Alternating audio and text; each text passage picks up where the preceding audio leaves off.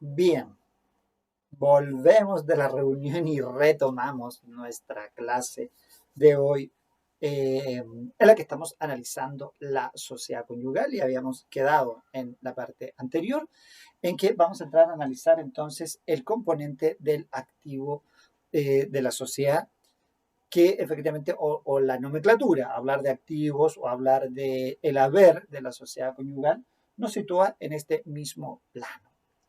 ¿Qué contiene, qué construye ese haber social? Esto tiene que ver mucho con la realidad de las personas. Por eso les decía yo en la parte final del video anterior que no vamos a analizar detalles que no tengan que ver con una realidad cotidiana. ¿Ah?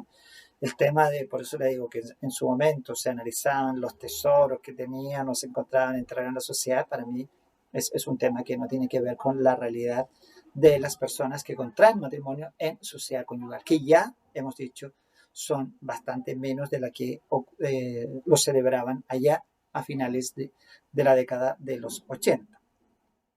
Ahora, esto tiene que ver con una cotidianeidad en términos de que el matrimonio efectivamente va durante su vigencia, si pudiésemos llamarlo así, durante la vida del matrimonio, construyendo el patrimonio familiar. ¿Ah? El concepto no existe el concepto de patrimonio familiar. Y hay un concepto nuevo que es el de los bienes familiares, pero de patrimonio familiar no existe como tal, al menos en nuestra nomenclatura legal, ¿cierto? Nosotros hablamos del haber de la sociedad, porque el patrimonio familiar, podríamos decir, eh, excede lo que sería el patrimonio de una sociedad conyugal, porque patrimonio familiar podemos hablar perfectamente en cualquier régimen. ¿Y por qué lo decimos? Porque esto es parte de la vida de los cónyuges y de la familia que forman. Sea con hijos o sin hijos, se va construyendo un patrimonio en el cual todos viven, habitan, gozan y reciben su provecho. ¿Ah? Por eso, si a veces la familia fuera vista desde ese en un contenido dinámico, pero también afectivo, a lo mejor llegaríamos a otras conclusiones, ¿cierto? El hecho de situarlo de esta forma aparece como un poco frío, ¿ah? Y además no resuelve la realidad de los cónyuges hoy. Pero veamos lo que existe. ¿Ah? ¿Cómo se conforma el patrimonio de la sociedad conyugal? Entonces tenemos que decir que hay dos, el haber absoluto y relativo, y que el relativo existe precisamente porque entre nosotros hoy día tenemos la recompensa. ¿Ah? En 1734 precisamente se refiere al punto de las recompensas que se deben pagar en dinero al final de la sociedad conyugal por todos los bienes que ingresaron en la sociedad con ese cargo, con cargo a recompensa. ¿Eh? Ahora, es una forma que establece también el sistema de ir de alguna manera concentrando los gananciales de los cónyuges al final del régimen en aquello que en verdad constituyó un aporte, ¿ah? Constituyó un crecimiento dentro de la sociedad conyugal, ¿no? Podemos ver que hay conceptos diferentes allí como aporte y adquisición. Entonces, lo que se busca es que el patrimonio que se transforme en un ganancial sea aquello que los cónyuges efectivamente durante la vigencia de la sociedad conyugal trabajaron para eso, trabajaron para hacer crecer ese patrimonio, bueno, que ese patrimonio sea el que se divida y que excluya aquellos bienes que en verdad los cónyuges tenían, por ejemplo, con anterioridad al matrimonio. No tiene nada que ver con este patrimonio. Bueno, vayamos entonces a este análisis. Vamos a tomar un plumón. El primer artículo que tenemos que analizar aquí es el 1725, ¿ah? Que en su numeral 1 nos habla de los ingresos, ¿ah? De todo género de empleos, ¿ah? Emolumentos que hubiesen recibido los cónyuges. Hay dos palabras que son importantes aquí de determinar. Acá estamos. Dice, el haber de la sociedad conyugal se compone, uno, de los salarios y emolumentos de todo género de empleos y oficios devengados durante el matrimonio. Si ustedes se fijan, la expresión es un poquito el resabio de que en el momento en que entra en vigencia el Código Civil, el régimen único era la sociedad conyugal. Entonces era un equivalente, decir matrimonio a decir separación de bienes.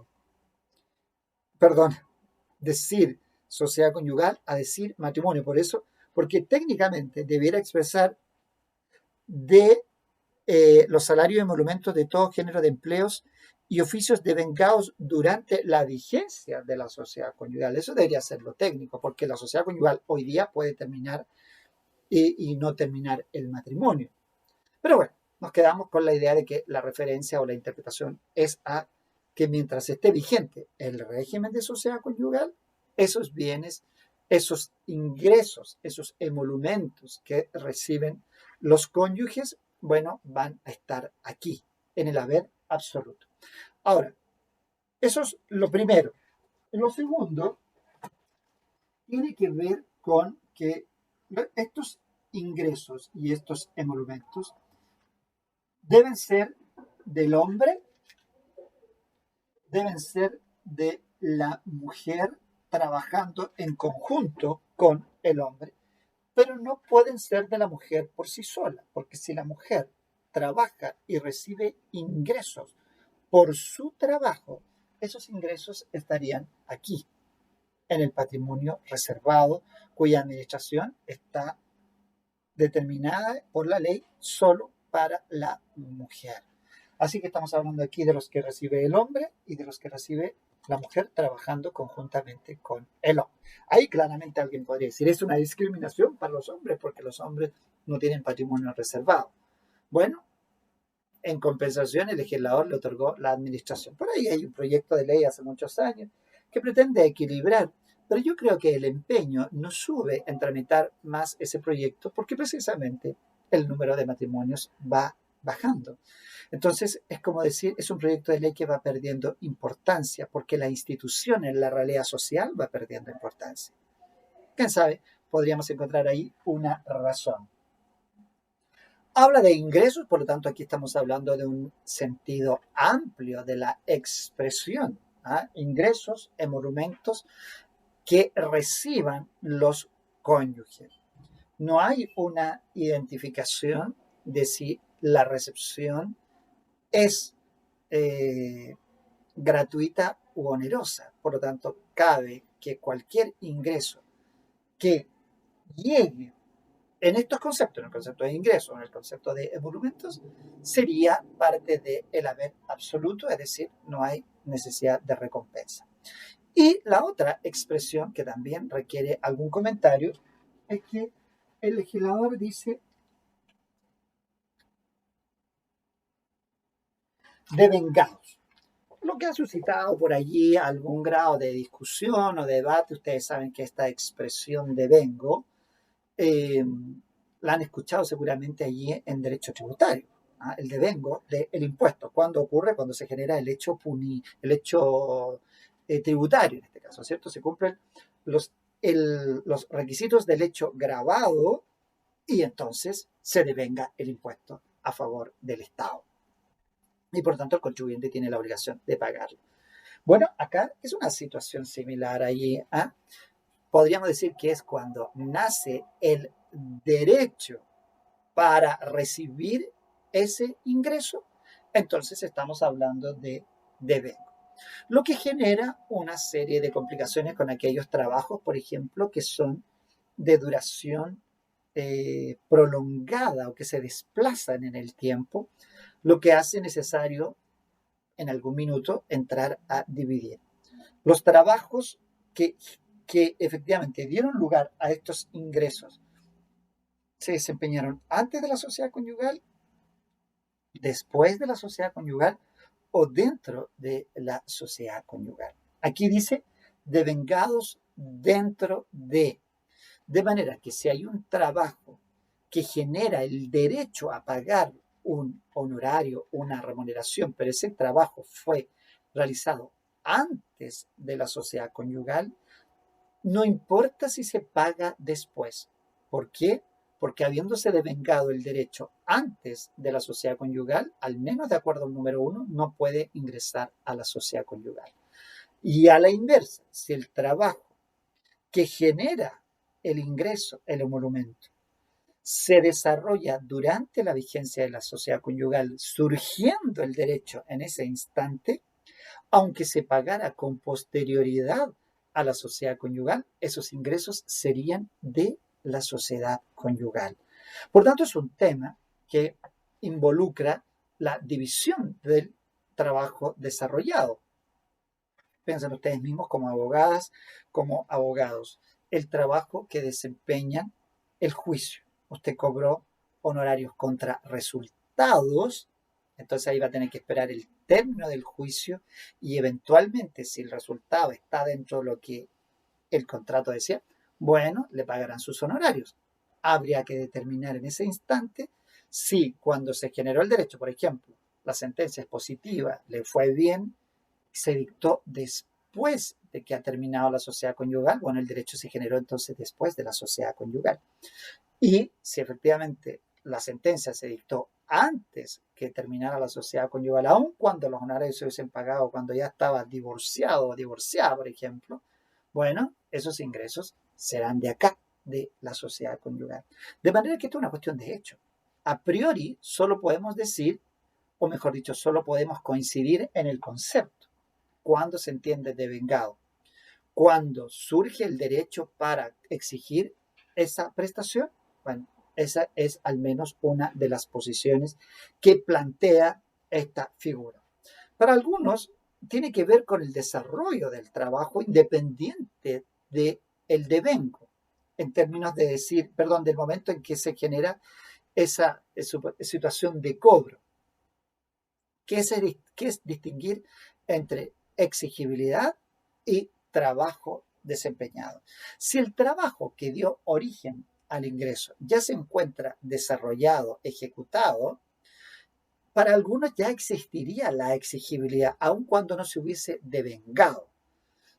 Por lo tanto, hay un matiz ahí, se fijan, hay una pequeña diferencia entre entender trabajo desarrollado y entonces surgimiento del derecho para cobrar o separación entre ese instante, entre derecho devengado surgido del momento en que se terminó el trabajo. ¿Ah? No sé, podría ser, siempre se coloca como ejemplo el de la escultura que nos puede recibir, digamos, servir en este instante, porque uno habla de la escultura como trabajo desarrollado, pero no sabemos, que ya está ejecutado, no sabemos si a lo mejor surge o no el derecho. Supongamos que el contrato tenga una implicancia que la obra tiene que estar puesta en el lugar en que la quiso el contratante. Entonces la obra está terminada, alguien dice, perfecto, esta obra es preciosa, es maravillosa, tengo derecho a cobrar. No, porque faltaría algo, faltaría que la obra a lo mejor se instale, pero entonces contractualmente el devengo no se habría producido porque el derecho surge solo en el instante en que terminada la obra e instalada en el lugar hay derecho de cobrar. Así que a tenerlo presente en la expresión devengo. Bien, luego en el 1725, este es el número 1. Tenemos el número 2. El número 2 nos dice, de todos los frutos, réditos, pensiones, intereses y lucros de cualquier naturaleza que provengan, sea de los bienes sociales, sea de los bienes propios de cada uno de los cónyuges. Importante, los frutos, ¿cierto? Porque los frutos pueden provenir de los bienes sociales, por ejemplo, el matrimonio compró su casa en la que vive y ahora la arriendan. Ahí están recibiendo frutos que provienen de un bien social. Pero ¿qué pasa si la mujer, por ejemplo, antes de casarse tenía una casa en la playa y ahora esa casa la están arrendando durante los veranos? Pues la renta que se perciba es un fruto que proviene de un bien propio. Pues ese fruto ingresa directamente al haber absoluto de la sociedad sin derecho de recompensa. Por tanto, se va a transformar a la larga en un ganancial que se va a dividir. Alguien podría decir, es injusto un poco el tratamiento que le da el legislador a los bienes propios. Pero también tenía razón lo que decía el gran René Ramos en su libro de Derecho de Familia, en cuanto hay que llevar esto y contrastarlo con el artículo 1740, que es donde analizamos el pasivo de la sociedad conyugal. Porque si bien la sociedad conyugal tiene un activo, lógicamente también tiene que tener su contrapartida, su pasivo. Y dentro de ese pasivo del artículo 1740 está la obligación que tiene la sociedad conyugal, sin derecho a recompensa, de tener que hacerse cargo de la mantención de los bienes sociales, pero también de los bienes propios. Así que si la casita de la playa que tiene la cónyuge, que la adquirió antes de celebrar el matrimonio, hay que cambiarle el techo porque el techo ya está muy malo, pues esa reparación es de cargo de la sociedad conyugal y es sin derecho a recompensa. Es decir, la sociedad lo soporta y no tiene derecho de cobrar después. Desde esa perspectiva, entonces estamos claros que es correcta, al menos lo que dice don René Ramos, es correcta la decisión del legislador. ¿Mm? También en este caso habla de frutos y esos frutos tienen que haberse devengados. Normalmente utiliza la expresión cuando nace el derecho para exigir ese cobro. Por ahí Pablo Díaz hace una diferencia incluso entre el nacimiento del derecho y su exigibilidad. Bueno, ahí tenemos entonces frutos devengados. También el código dice de todos los frutos, réditos, pensiones e intereses. Aquí hay un tema. Las pensiones, por ejemplo, las pensiones que se van obteniendo durante la vigencia de la sociedad conyugal, bueno, entrarán al haber absoluto. Las que se devengaron antes quedan fuera y las que se vengan después de terminada la sociedad conyugal, por supuesto que no entran. Pero habla de los intereses. Es importante que estamos hablando de los intereses en calidad de acreedora, de acreedora. La sociedad conyugal, por ejemplo, tiene a alguien a quien le prestó dinero, el marido le ha prestado dinero a una persona con autorización de la cónyuge. Bueno, esos intereses van a ir a la sociedad conyugal y van a ir en calidad de haber absoluto sin derecho de recompensa. Y en tercer lugar, vamos a tener que colocar aquí por esta vez, está lo que algunos llaman regla. No es que sea una regla, pero al menos las expresiones pudiesen inducir a ese pensamiento. Dice de todos, número 5, 1725, número 5, de todos los bienes, de todos los bienes que cualquiera de los cónyuges adquiera durante el matrimonio a título oneroso. ¿Ya? Por lo tanto, se refiere a bienes muebles o inmuebles, pero que hayan sido adquiridos a título oneroso. Ahí tenemos, ¿ven? Eso es tremendamente importante, porque para algunos aquí está, pues no es que la regla lo mande así como en términos de regla y excepción, sino que es cuantitativamente, lo más común. Durante la vigencia de la sociedad conyugal, toda la actividad de los cónyuges va a producirse, por decirlo así, en circulación de la riqueza interna de la sociedad. Todos los días se van a comprar cosas, todos los días se pueden deshacer de cosas, ¿cierto? Pero en este caso están adquiriendo, desde comprar el pan, que es comprar un bien mueble, hasta comprarse la casa donde ellos van a vivir, el auto que van a adquirir, la ropa que van a precisamente a utilizar. Todos esos bienes deben haber ingresado, ya sean bienes muebles o inmuebles, a título oneroso, es decir, con contrapartida, siguiendo un poco estas teorías contables de las obligaciones, donde hay un patrimonio que sube, hay otro que baja. Bueno, exactamente aquí, si yo entrego algo, si yo adquiero algo, necesariamente hay una contrapartida que voy a estar pagando también algo. Después vamos a ver a continuación del haber de la sociedad conyugal, cómo o qué tratamiento tiene el pasivo de la sociedad conyugal. Bien, Entonces ahí tenemos ingresos que han tenido los cónyuges, frutos de los bienes propios como de los bienes sociales, y finalmente ingresan también al haber de la sociedad conyugal los bienes muebles o inmuebles que sean adquiridos a título oneroso. Es importante que en el caso de los muebles se fijen que es muebles a título oneroso, porque los muebles a título gratuito, allá ahora que veamos el 3 y el 4, el legislador los divide entre cosas fungibles y dinero. ¿Ah? Entonces, por eso es importante que estamos hablando de muebles adquiridos a título oneroso. Veamos qué se dice respecto del haber relativo. Con mi borrador.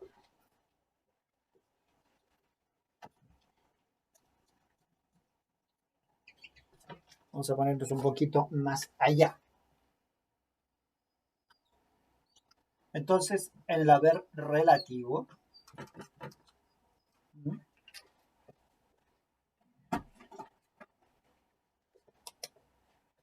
tenemos haber absoluto y tenemos haber relativo. En el haber relativo se encuentran al menos, porque aquí nos vamos a abrir un poquito más después, al menos dos normas. Estamos en el 1725. En primer lugar, número 3. ¿Qué bienes ingresan en el haber relativo? Es decir, con cargo a recompensa. 3 dice, del dinero. ¿Ven? El dinero es una cosa mueble, fungible, mueble. Entonces tendremos que preocuparnos. De hecho, ya podríamos ir anticipando de qué estamos hablando cuando hablamos o cuando nos referimos a estos dineros. Veamos. Del dinero que cualquiera de los cónyuges aportare al matrimonio o durante él adquiriere, quedando obligada la sociedad a pagar la correspondiente recompensa. ¿Ven? Y ahí aparece ese concepto. Entonces, estamos hablando del dinero adquirido o bien del dinero aportado.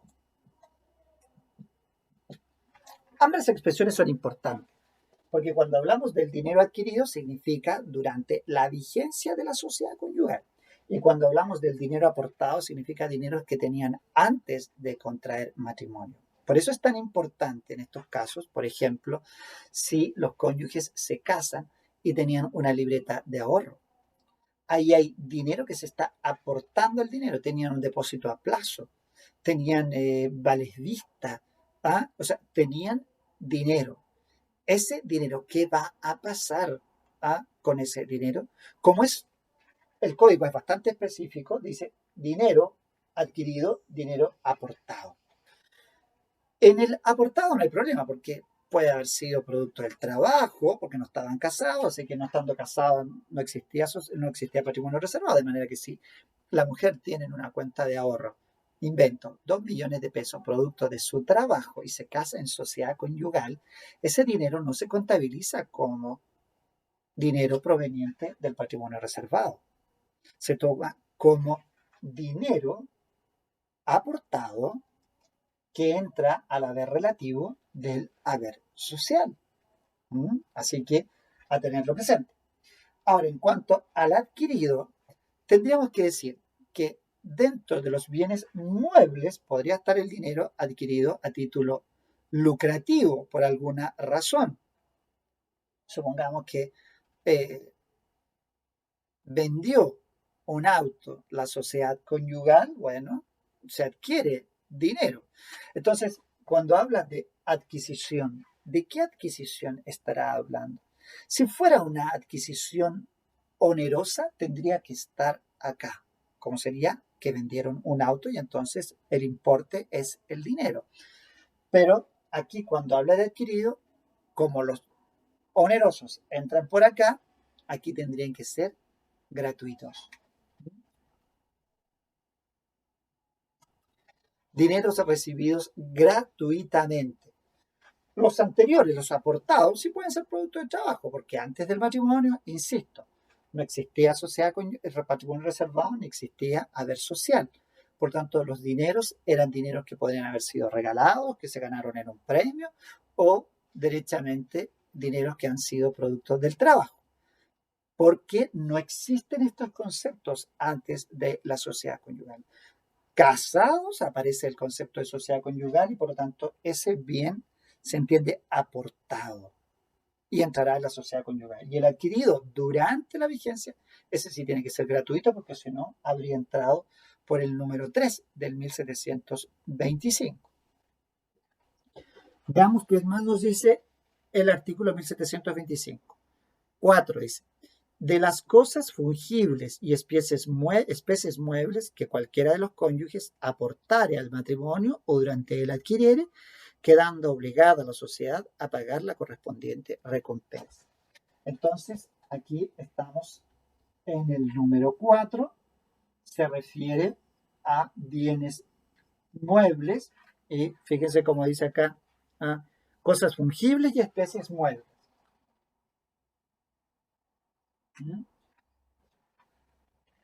Esas cosas pueden ser que se hayan sido adquiridas o bien pueden ser, no, si no voy a mantener el mismo orden del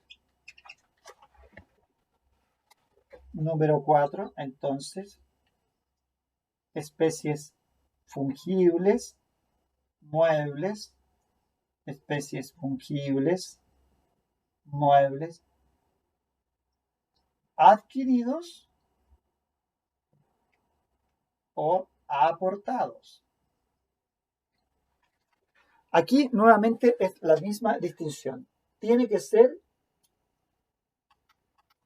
gratuitamente. ¿Por qué? Porque si fueran adquiridos especies muebles, especies fungibles a título oneroso, ingresarían por el número 3 y se irían de inmediato al haber absoluto sin derecho a recompensa. Pero en este caso, como han sido adquiridos a título gratuito, aportados o adquiridos, aquí pasan al número 4, entran al haber relativo y entonces la sociedad conyugal deberá recompensa al final. ¿Ya? Al final la vida sigue igual, dice el cantante. Un cantante más viejito que el hilo negro, así que usted no lo conoce. Pero aquí viene una prevención que ya habíamos hecho. Fíjese lo que dice el número 4, inciso segundo. Pero podrán los cónyuges eximir de la comunión cualquiera parte de sus especies muebles designándola en las capitulaciones matrimoniales. ¿Por qué? Porque se refiere a los aportados.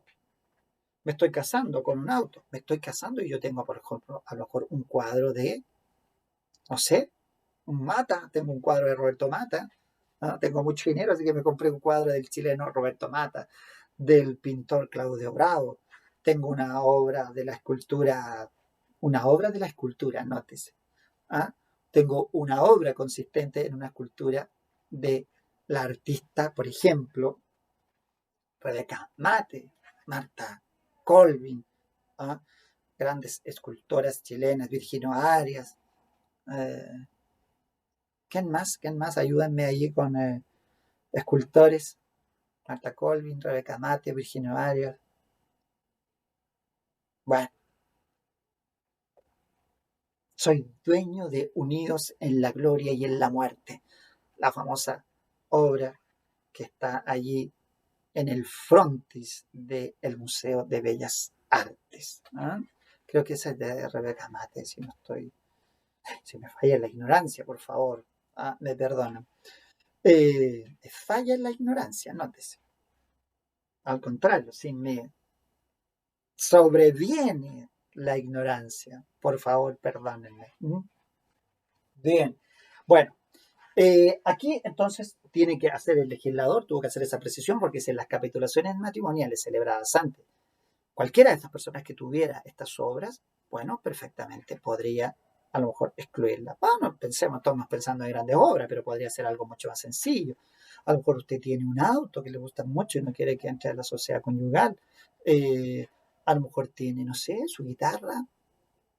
Recuerden que la guitarra sería un bien mueble que se incorporaría al haber de la sociedad conyugal. Imagínense, después el cónyuge la vende y era su guitarra favorita de la universidad.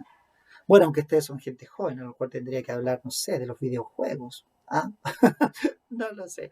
En fin, pero cosas muebles que ustedes quisieran excluir, tienen que hacerlo en las capitulaciones matrimoniales celebradas antes del matrimonio.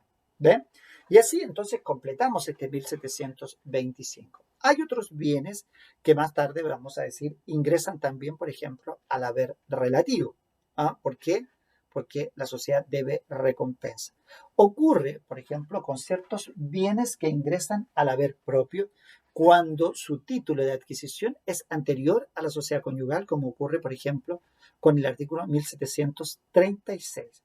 Allí hay varios numerales, entonces se señala que todos esos bienes que tienen título anterior, pero cuya adquisición se produce dentro de la sociedad conyugal, permanecen en el patrimonio propio de cada cónyuge. Por ejemplo, yo había celebrado un contrato de promesa de un inmueble, pues la venta se verifica dentro de la sociedad conyugal, eso quedará en el haber propio. Pero ¿qué pasa si celebré contrato de venta, perdón, de promesa respecto de un auto, es decir, de un bien mueble?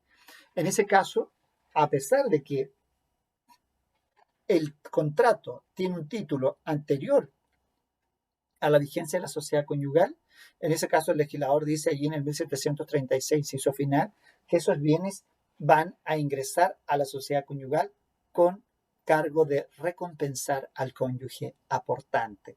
¿Mm? Así que eso es importante. Aquí también, por ejemplo, dentro del haber propio, porque ahí el 1736 señala que si son bienes inmuebles, por ejemplo, de la prescripción que se completa durante la vigencia de la sociedad conyugal, de la nulidad que efectivamente se decreta o se declara, eh, dije la prescripción parece, ¿cierto? O un contrato que se resuelve, en fin, situaciones que estaban en pleito y que producen efectos declarativos, ¿ah? Declarativos. Entonces, cuando son inmuebles, se van a considerar del haber propio. Pero si son bienes muebles, de acuerdo al artículo 1736, van a entrar con cargo de recompensa. ¿Mm? Veamos, ¿qué otros bienes podrían ingresar, por ejemplo, al haber propio? Los inmuebles adquiridos a título gratuito durante la vigencia de la sociedad conyugal. ¿Mm? Así que, en este caso, no solo tenemos lo que dice el artículo 1736, sino que también tenemos los inmuebles adquiridos a título gratuito. Por esa razón es que, por ejemplo, si los cónyuges son herederos de bienes inmuebles durante la vigencia de la sociedad conyugal, esos bienes ingresan al haber propio. Por ejemplo, el marido, su papá le dejó una casa, ingresa al haber propio. A la mujer, su papá le dejó una casa, ingresa al haber propio. La única diferencia está que el marido administra él sus bienes propios. En cambio, la mujer, sus bienes propios los administra el marido. ¿Ah? Y eso es lo que para algunos es inconcebible en términos del siglo XXI, y por eso cuando se tiene conocimiento de que esto existe dentro del régimen de sociedad conyugal, muchas veces la gente dice, no, entonces nos casamos de separación de bienes y cada uno administra lo suyo sin ningún problema. ¿Es lo razonable? Es una elección y es posible. ¿Mm? También, lo vamos a ver después, aquí están los bienes del 1727, ¿ah? Los bienes que se encuentran dentro del haber propio y que después son subrogados. ¿Ah? Después vamos a ver en qué consiste esa subrogación. Subrogados a otro bien inmueble. Por ejemplo, uno de los cónyuges tiene un inmueble de soltero, por lo tanto, cuando ingresa a la sociedad conyugal se mantiene en el haber propio. Pero durante la vigencia, a los 4 años, decide va a vender. Tenía un departamento de soltero o de soltera y lo quiere vender. El departamento está evaluado en 80 millones de pesos. Si lo vende y se compra algo similar en precio, lo que vende, el ingreso no va a la sociedad conyugal y lo que compre con ese ingreso no entra a la sociedad conyugal, se mantiene en el haber propio.